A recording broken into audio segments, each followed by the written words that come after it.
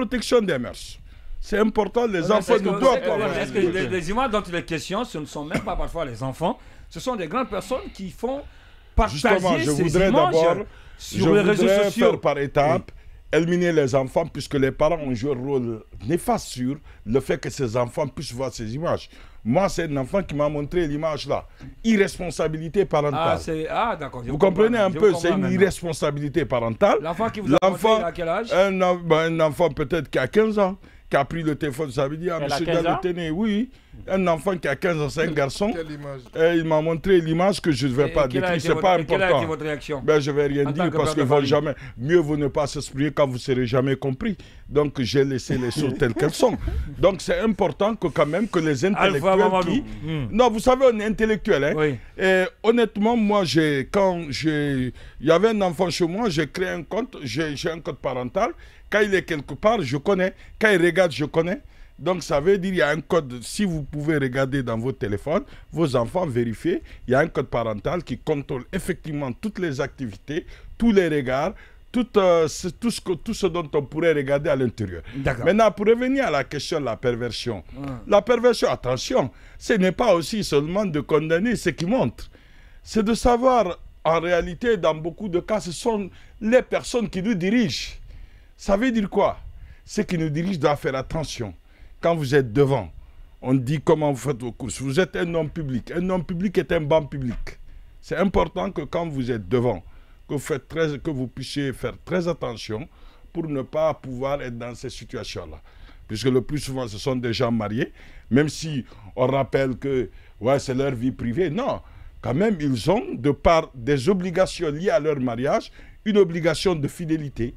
Et donc, c'est une violation flagrante de l'obligation de fidélité. Et à ce titre, on peut quand même comprendre que lorsque la perversion, c'est le fait de dévier une personne normale. Alors que si un cadre se met dans ces situations-là, il n'est plus un cadre. Il faut le rappeler, même si on peut protéger sa vie privée. Extrêmement, c'est important. Donc, on connaît ces situations-là. Il faudrait faire très attention puisque les décisions viennent de ces personnes. Et les personnes qui les filment et qui le savent, parce que le plus souvent, ce n'est pas une caméra cachée, hein, c'est par propre amour que la personne accepte de se faire filmer. On sait que c'est une déviation. Non, c'est une déviation, vous comprenez? Tout le monde le fait. Non, maintenant, il y a deux problèmes. Mais si vous en utilisez de manière à nuire des personnes... Est-ce que la personne elle-même a accepté de se faire filmer? Ou bien la chambre qui recevait l'opération. On y avait placé des caméras cachées pour faire l'opération. On ne sait pas, on ne peut pas déterminer. Mais on va dire à nos dirigeants de faire très attention. Puisque... Mais ce ne sont pas seulement les dirigeants qui le font. Bon, vous savez, on ne parle que s'il s'agit des dirigeants. C'est à longueur de journée, ça passe. Aujourd'hui, si on en parle, c'est parce que ceux qui sont dans une certaine position, et voilà un peu. Ça veut dire que la fille à qui vous donnez 100 millions, c'est que vous avez 10 milliards. D'accord, elle va vous demander 1 milliard, si vous ne donnez pas, elle va publier. D'accord, donc c'est extrêmement important. Oui, Tierno Amadou Mohamed Camara, vous avez suivi nos logiris sur la question, votre analyse. Maintenant, il doit doubler. Maintenant, vous avez suffisamment le temps. Voilà, vous avez écouté. On sait sur quoi. Oui. Non, parce que je suis heureux de savoir que on a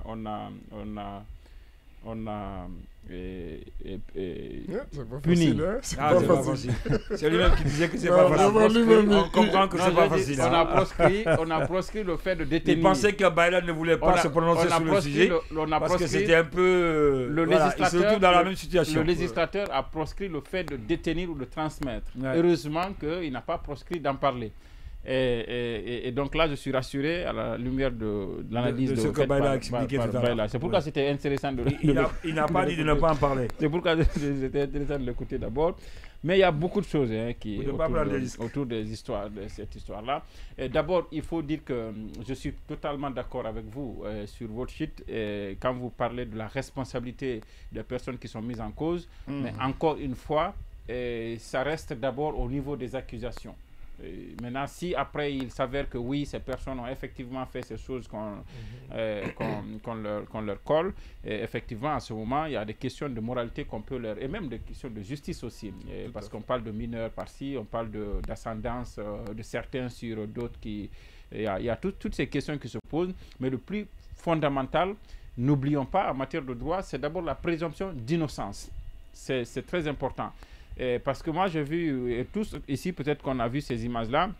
L'année dernière, il y avait une campagne, par exemple, où des acteurs américains ou des grandes célébrités faisaient des vidéos pour, par exemple, dénoncer le président ukrainien, Volodymyr Zelensky. Sauf que ce n'est pas eux qui le faisaient. Il y avait l'intelligence artificielle que d'autres personnes utilisaient. On fait parler Alpha alors que ce n'est pas Alpha qui a parlé. On fait parler Ndoye alors que ce n'est pas Ndoye qui a parlé. Et la vidéo devient virale. L'intelligence artificielle. Sur les réseaux sociaux, au point que certaines stars étaient obligées de sortir pour démentir, dire que ces vidéos qu'on leur prête n'ont jamais existé et ces stars n'ont jamais fait ces vidéos. Donc ça, c'est vraiment possible. On est là, d'accord là-dessus. Et n'oublions pas que quelqu'un l'a dit, c'est seulement l'élite. Mais ce n'est pas parce que c'est seulement l'élite. Mais c'est sur la sphère politique, en fait. Et ça peut être un élément aussi de guerre malsaine politique, parce que les gens ont une définition assez tronquée de la politique chez nous. On dit non, c'est l'art de tromper, la politique c'est l'art des choses malsaines et tout ça, alors que c'est vraiment pas ça. En un mot, c'est du machiavélisme. Voilà, c'est du machiavélisme. On voit la politique dans ce sens, alors qu'en réalité, elle est plus saine que ça, effectivement. Et donc, on se permet tous les coups.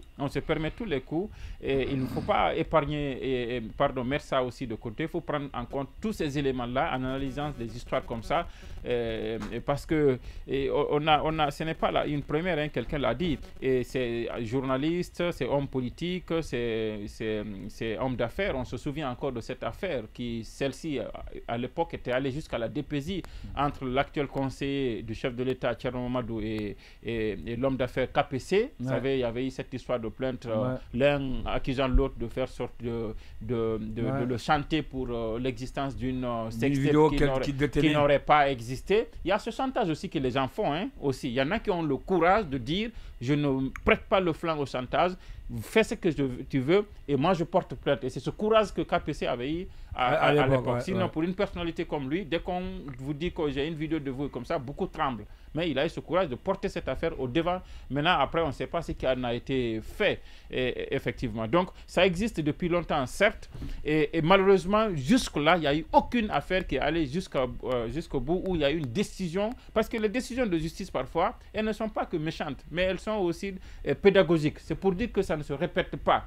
Mais même les histoires de viol, nous, on sait, en tant que journaliste, souvent des gens nous appellent « Ah, ma fille a été violée, ma voisine a été violée et tout ça ». Vous venez, vous prenez l'affaire comme si ça vous concernait. À un moment donné, c'est la victime même qui vous dit non, on a décidé de gérer ça à l'amiable. De gérer ça à l'amiable. Donc, on ne judiciarise pas les choses, on ne va pas jusqu'au bout. Et la justice devrait pouvoir, parce que j'ai vu aussi notre confrère Khalil de film dire, c'est pas si c'est hier ou ce matin, j'ai vu un de ses posts où il dit qu'en principe, en matière pénale, des histoires comme ça, le tribunal ne peut pas juger si la victime n'a pas porté plainte. Je ne sais pas si c'est évidemment si c'est cela, mais si c'est ça, le droit doit bouger. C'est-à-dire que le procureur devrait, pour des choses comme ça, ne pas attendre, ne même pas attendre qu'une victime... parce que ça, c'est des choses qui portent atteinte à la quiétude sociale même, au-delà de la question de mœurs qui est aussi importante, cette histoire de mœurs et tout ça. Donc, il y a une question de perversion, je suis d'accord avec vous, mais il faut aussi prendre en compte le fait que certains pourraient profiter d'une situation pour régler des comptes à d'autres. Et effectivement, puisqu'on sait qu'on est dans une société où les gens n'aimeraient pas être identifiés à des choses comme ça, et effectivement, pour tuer un adversaire politiquement, beaucoup n'hésiteraient pas à utiliser des choses comme ça contre des adversaires politiques. C'est pourquoi il faut faire beaucoup attention, parce que vous voyez bien qu'il a fallu que cette histoire, parce que là, on peut se prononcer là-dessus, il y a Justice qui l'a évoqué publiquement, cette histoire du ministre, l'ancien ministre de la Justice, dès que ça s'est sorti, il y a eu une sorte d'épidémie de sextape, après qui sont venus derrière. On a c'est vu comme ça. Exactement. C'est vu comme ça. Dès qu'une vidéo échappe seulement... Exactement. Est-ce qu'on n'a pas profité n'a pas profité de cette situation-là pour essayer de régler des comptes? Parce que vous avez vu, parce que parfois, il faut aussi nommer les choses. C'est pédagogique, c'est parce qu'on est dans un exercice de sensibilisation aussi. On ne fait pas que dénoncer. Mais parce qu'il y a des médias qui ont relayé une contribution de quelqu'un qui a fait une analyse concernant le cas du ministre Mori Kondé. Mais il a été révélé qu'en réalité, que le ministre, il parlait avec son frère en vidéo et que les gens ont juste réussi à travailler la photo, la partie là. Oui, j'ai vu ça. Voilà, en tout cas, moi, j'ai vu le changement de figure là. Là, on a enlevé photo de la personne et mettre la photo d'une femme. Donc, peut-être qu'on a voulu profiter pour régler des comptes à celui-là, maintenant pour régler des comptes aussi à d'autres personnes et régler à d'autres là. Après, parce que c'est des histoires, quand on les colle aux gens, ils ont même du mal à se justifier. Oui, mais qui peut amener à Moli Kone, par exemple, cette conversation entre lui et son frère? Non, effectivement, je vois que vous n'avez pas lu l'article. L'objectif n'était pas de s'attarder sur ce cas-là, mais je dis que pour lui, pour ce cas par exemple, il a été démontré qu'en réalité, il s'agissait plutôt d'un montage qui a été fait. Et nous savons que les montages, ils sont possibles. Vous comprenez, les montages sont possibles. Et on a vu, au-delà de notre pays, dans d'autres pays, on a vu que des gens ont fait, des États ont engagé des choses comme ça, des guerres de communication comme ça, ont fait des montages pour faire parler des gens qui en réalité n'ont jamais parlé, n'ont jamais dit ça. Et ça, ce sont c'est ça aussi l'intelligence, c'est ça aussi, comme il a dit, les technologies de l'information et de la communication. Maintenant, pour ne pas rester dans ce débat, voilà, ça, il faut vraiment aller un peu au-delà pour se poser la question de sur la récurrence de ça, de cette histoire, parce que ça revient à tout moment. Ouais, la recrudescence. C'est devenu, c'est récurrent. C'est cyclique en fait. Ouais. Voilà, je vous parlais tout à l'heure du cas de KPC et de Thierry Mamadou, qui est aujourd'hui actuel conseiller du président, mais il y a aussi beaucoup d'autres affaires qu'on a connues ici, de ce genre-là. Maintenant, qu'est-ce qu'il faut faire? Et notre pays, avec le président Alpha aussi, on se rendra compte à force de donner des exemples, on se rendra compte finalement qu'en réalité, les gens n'ont pas que dormi au temps du président Alpha, qu'en réalité, il y a aussi eu du boulot. Et notamment au niveau des télécommunications, il y avait eu, je pense, c'est pas si un projet où c'était évidemment une loi sur la cybersécurité. La loi 037. Voilà. Oui, il y a ça, la loi contre la cybercriminalité, mais il y a aussi, voilà, il y a aussi un autre acte, ça doit être un acte réglementaire ou alors je ne sais pas quoi, mais il y avait des choses comme ça qui avaient été prises et la Guinée avait le leadership dans ce sens-là pour la sécurité des données. Il y avait un projet, j'oublie comment ça s'appelle une fois encore, mais ça devrait être, j'ai oublié exactement le nom. Mais le leadership, exactement. Non, mais attention, on a voulu utiliser cette loi contre les journalistes. Non, non, ça c'est non, il n'y a pas de problème. Il n'y a pas de problème, mais il faut qu'il y ait une loi quand même. On est d'accord que... Non, ce n'est même pas ça. Les faits commis par voie de... Non, ça c'est notre débat, Diallo. Ça c'est notre débat, mais il faut légiférer. Vous et moi savons que l'État, il gouverne par aussi les lois aussi. C'est ça son bâton. Maintenant, est-ce que les lois existent? Oui, elles existent. Maintenant, est-ce qu'on les a vulgarisées pour faire comprendre aux gens en réalité que c'est pour les protéger qu'on prend les lois? Et après, appliquer ces lois-là. J'ai vu récemment, il y a le jeune qu'on a eu dans cette émission pour nous expliquer un peu ce qui s'est passé avec l'attaque du site de l'aéroport. Et ce jeune brillant, j'oublie le nom. Abdelatif. Voilà, je ne sais pas. Tchernobari, voilà. Qui était un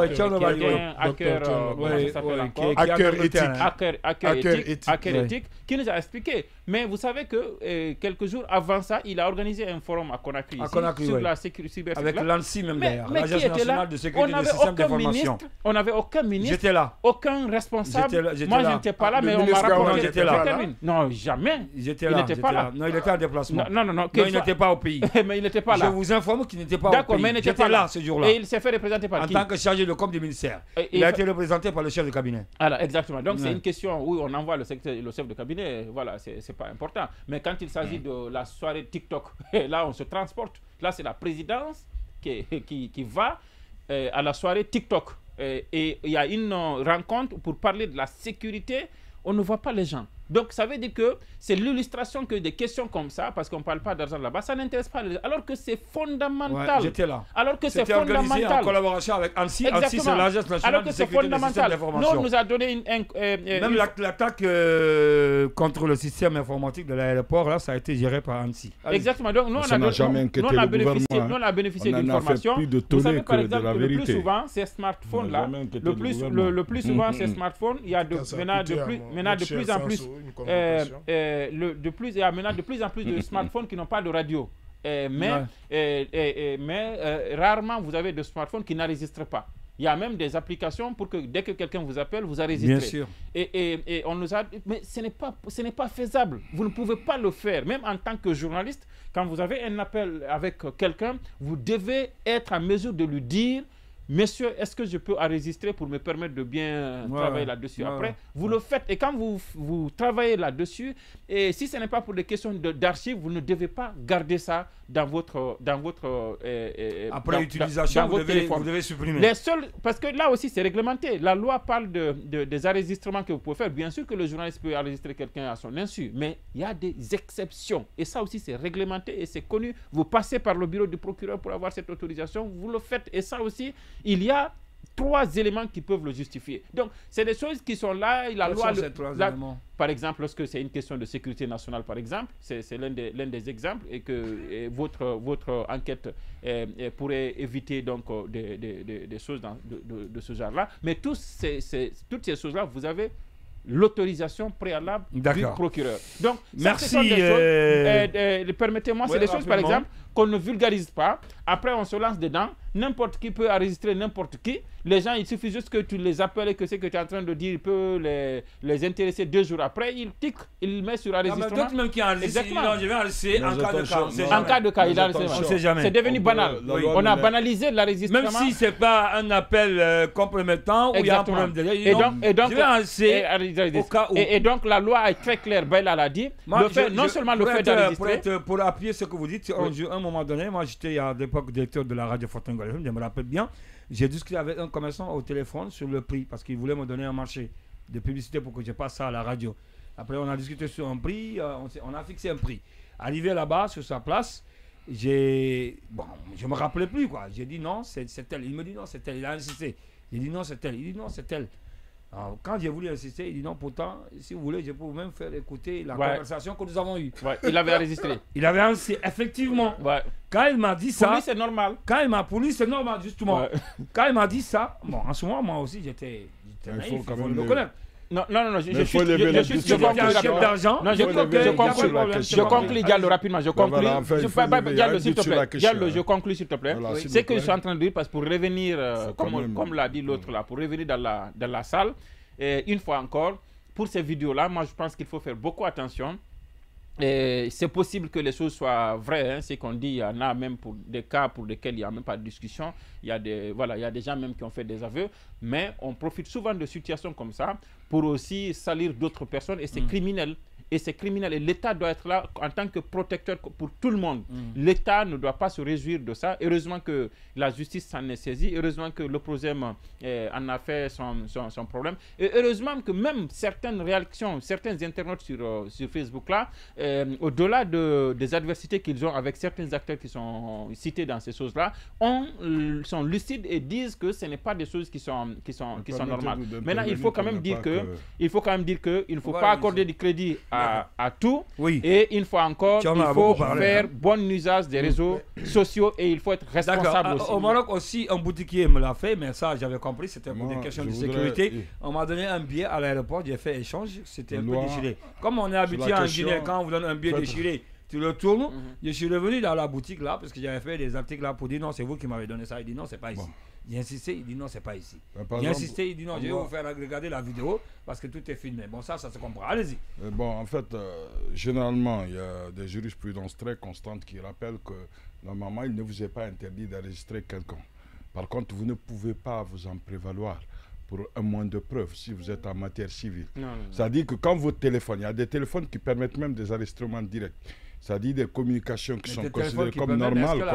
Je vous explique. Vous ne pouvez pas, sur le plan de la loi, l'utiliser comme moyen de preuve. Par contre, s'il s'agit d'un crime en matière pénale, vous pouvez bien l'utiliser. La police peut bien l'utiliser comme moyen de preuve pour détecter des crimes. Parce qu'il y a une différence entre en matière pénale où la défense qu'on recherche, c'est l'intérêt général, et la défense d'un intérêt particulier qu'on appelle en matière civile un intérêt égoïste. En principe, vous ne pouvez pas vous en prévaloir. Normalement, on le sait. Par principe, nul ne peut se prévaloir de sa propre faute. Donc, si vous commettez une faute, vous ne pouvez pas en obtenir des avantages. Donc, il faut très simplement, la police vous écoute. Vous pouvez bien communiquer ces moyens-là dans des crimes et autres, que la police les utilise comme moyen de preuve. Oui, rapidement, et puis on va aller à la pause. Je veux lever aussi une équivoque, parce que lorsqu'on parle d'enregistrement comme moyen de preuve pour le procureur, etc., ça c'est une autre question. Mais enregistrer une conversation privée que vous avez avec quelqu'un, c'est un délit.